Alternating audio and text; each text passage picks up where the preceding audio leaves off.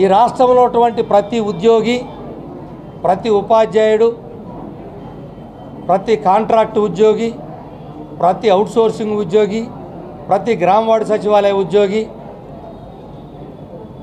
కోరుకునేటువంటి అంశము, ఎందుకు మనకి ఇంకా మనం కోరుకున్నటువంటి కూటమి ప్రభుత్వం వచ్చి కూడా సంవత్సరం దాటిపోయినా కూడా ఇంకా అటువంటిది ఈ ప్రభుత్వం వచ్చి సంవత్సరం దాటినా కనీసం ఐఆర్ ప్రకటన లేదు. అదే తెలంగాణ ప్రభుత్వ ఉద్యోగి మా మీద ఈరోజు 5% ఐఆర్ తీసుకుంటూ గత 2 సంవత్సరాలుగా లబ్ధి పొందుతున్నాడు.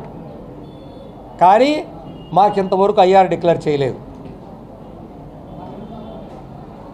మరి ప్రతి ఉద్యోగి తెలంగాణ ప్రభుత్వ ఉద్యోగి, ఎందుకంటే ఉమ్మడిగా కలిసి ఉన్నాం కాబట్టి పోల్చి చూసుకుంటే ప్రతి ఉద్యోగి సంవత్సరానికి 1,50,000 నుంచి 2 లక్షల రూపాయలు నష్టపోతా ఉన్నాడు. ఎందుకు నష్టపోవాలి? ఇదేదో అదనంగా ప్రభుత్వం ఇచ్చేది కాదే. ధరలకు అనుగుణంగా కేంద్ర ప్రభుత్వ నిబంధనలకి ఆ మేరకి పెంచాల్సినటువంటి అంశం.